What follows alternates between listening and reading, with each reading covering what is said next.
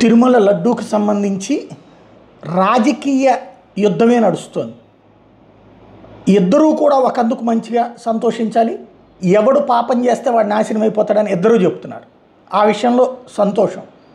అదే సందర్భంలో జగన్ మీద అబాండాలు వేస్తున్నారు, అనవసరంగా అక్కడ కల్పిస్తున్నారు అని వైఎస్ఆర్ కాంగ్రెస్ పార్టీ, చేసిన పాపాలని కాపాడుతున్నారు మీకు సిగ్గులేదా అని తెలుగుదేశం పార్టీ, జనసేన, భారతీయ జనతా పార్టీకి సంబంధించినటువంటి కూటమి అభిమానులు ఇద్దరూ మాట్లాడుకుంటున్నారు.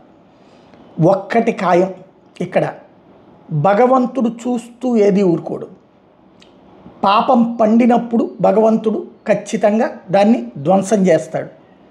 ఇప్పుడు ఈ విషయంలో పాజిటివ్గా ఆలోచించుకుంటే రాష్ట్ర వ్యాప్తంగా ఇప్పుడు ప్రతి గుళ్ళో వాడుతున్న ఆవు నెయ్యి గురించి చర్చ వచ్చింది. రాష్ట్ర వ్యాప్తంగా ఇప్పుడు ప్రతి ఆలయానికి సంబంధించినటువంటి ఏమేమి సంభారాలు వాడుతున్నారు అన్నటువంటి పాయింట్ వచ్చింది. మంచిదే కదా, అది ప్రతి భక్తుడికి ప్రయోజనకరమే కదా. సరే, అది ఒక అంశం పక్కన పెడితే ఇందులో తేలాల్సిందల్లా ఖచ్చితంగా అది సిబిఐ దర్యాప్తు జరిపి శిక్షించటం అన్నది అధికారపక్షపు బాధ్యత. ఎందుకంటే అదేదో ఒక నెయ్యిలో డాల్డా వేస్తే కల్తీ అంటారు. అట్లాంటి వాటిట్లో మీరు చెప్పేటటువంటి దాన్ని ఏమంటారు, బ్యాన్ పెట్టాం, కఠినంగా వ్యవహరిస్తాం అనేటటువంటిది వర్తిస్తుంది.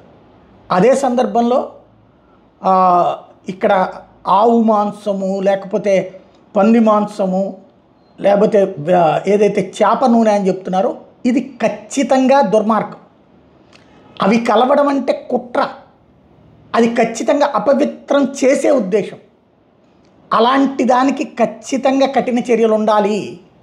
అది తిరుమల తిరుపతి దేవస్థానం చేసేది కాదు. అది ఆ కుట్రకి వెనకాల ఎవరున్నారు, దాని ఇంటెన్షన్ ఎవరుంది, అది సదరు ఏఆర్ సంస్థ, లేకపోతే జగన్మోహన్ రెడ్డా, లేకపోతే కనుక ఇంకెవరైనా ఉన్నారా? తేల్చాలా, అరెస్ట్ చేయాలి, జైల్లో పెట్టాలి. ప్రపంచవ్యాప్తంగా 150 కోట్ల మంది హిందువులు మనసు గాయంతో ఉంది.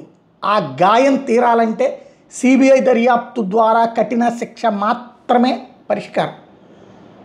ఎవడు పాపం చేస్తే వాడు నాశనం అవుతాడని ఇద్దరు అంటున్నారు కదా, అప్పుడు ఆ పాపం చేసినోడు అక్కడే బయటపడాలి, న్యాయస్థానంలో శిక్ష పడి తీరాలి.